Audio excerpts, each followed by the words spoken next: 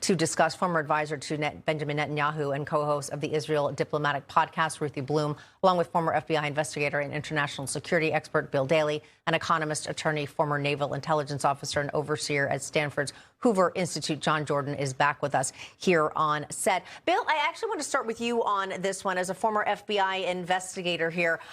Why the hesitation to call this a terrorist attack, even when the suspect himself made it very clear that he'd planned it for a year and that he wanted to kill all Zionists who were his direct target, as stated by him? Well, Katrina, I can't speak for the local police, for the Boulder police, but I was actually very proud of the fact that the FBI, an FBI agent in charge of the Denver office, came out and said explicitly that this was an act of terror at the very onset. And I think, anyone who would argue that would be foolhardy. I mean, when someone's, spraying people with flammable liquid and throwing Molotov cocktails at people and setting them on fire, so it is an act of terror. Now, whether that happens to be a state-sponsored or has to be, directed or inspired, those are really kind of nuances of the nomenclature. Bottom line is that this person acted out. His words that he was using, were obviously anti-Israeli and caused great harm to these people. So in my view, they called it for what it was. And whether they investigate it later on and the charges get changed, I don't know. But I'm also very happy the fact that the FBI took the lead on this, because it goes to show you that between FBI Director Patel, between Attorney General Bondi, is that they want to bring the full weight of the federal government and not kind of wonder what local authorities are going to do. They're going to take charge, and they're going to see what federal charges they can bring, because they would carry the most severe penalties and I think carry the most deterrent value to the people who might be thinking about this elsewhere. Yeah, great point. And we'll know more about those charges here shortly.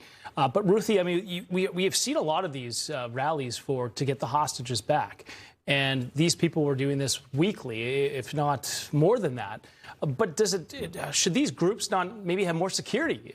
You would think in a small town like Boulder, Colorado, that, you might be safe. It's a Sunday afternoon. It's broad daylight. It's the afternoon. What should be done? If people obviously want to voice, their concern for these types of things, and they want to support getting the hostages back. But what's your takeaway from all of it? Well, certainly in this climate. Oh, I'm sorry. Apologies. Oh, did you ask me? Yeah, Ruthie, I did. Yeah, sorry. All right. Well, I was going to say that I'm certain that from now on, the people of Boulder, and certainly these Jews who come out weekly to have this kind of rally, peaceful rally on behalf of the hostages, I'm sure that many of them are going to stay home, or there will be beefed up security. But, protecting yourself is not the solution to this issue.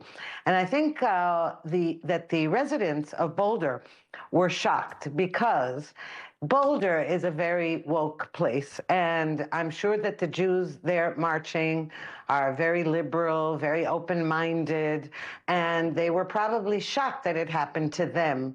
Similarly to the attack in Washington, D.C., the couple who was gunned down in, cold blood this couple was among a group of real, genuine liberals who were working for peace with Palestinians, etc. But you see, it doesn't matter to these terrorists, because they don't care whether a Jew has good politics or bad politics, or they just hate Jews and they hate Zionists, quote unquote. John, 14 unlit Molotov cocktails were found, in addition, that the suspect did not use. Again, clearly his intentions were as he described, something he had planned out.